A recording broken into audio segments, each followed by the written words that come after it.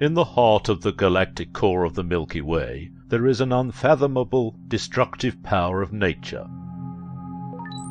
Sagittarius A is a bright and very compact astronomical radio source. Observations of a number of stars orbiting around Sagittarius A, like the star S2, have led some scientists to conclude that Sagittarius A is beyond any reasonable doubt the site of a supermassive black hole. Conclusive evidence that Sagittarius A is a black hole was announced in a paper published on October 31, 2018.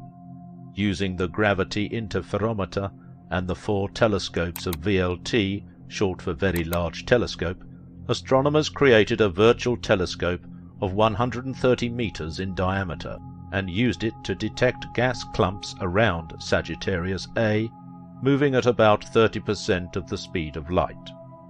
Astronomers also reported that S2 was orbiting Sagittarius A at an utmost 7,650 kilometers a second, or about 2.6% the speed of light.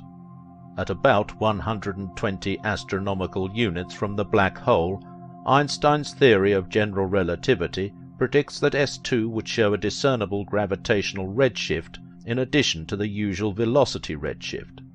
Astronomers confirmed the gravitational redshift was detected in agreement with the general relativity's prediction. In our previous video, we explained the mass of stellar black holes is greater than 20 solar masses. Sagittarius A has a stunning mass of 4 million times the mass of the Sun.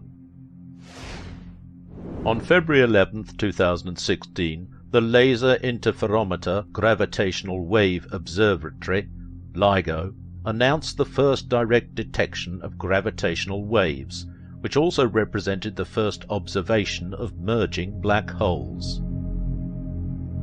The first ever direct image of a black hole was published on April 10, 2019, following observations made by the Event Horizon Telescope of the supermassive black hole in the Messier 87 Galactic Center. Observational evidence indicates that nearly all large galaxies contain a supermassive black hole in their center. An almost unbelievable fact about supermassive black holes is that their average density can be less than the density of water. This is because the Schwarzschild radius of a supermassive black hole is directly proportional to its mass. In addition, the tidal forces in the vicinity of the event horizon are significantly weaker for supermassive black holes. A person on the surface of the Earth and one at the event horizon of a 10 million solar mass black hole experience about the same tidal force between their head and feet. But make no mistake, once you go deep into the black hole, the tidal force between your head and feet becomes greater than the molecular forces holding you together. You will undergo a process known as spaghettification.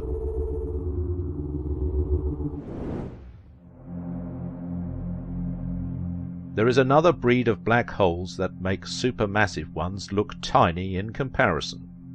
When astronomers discovered TON 618, they had to create a whole new label for these types of colossal objects: ultramassive black holes.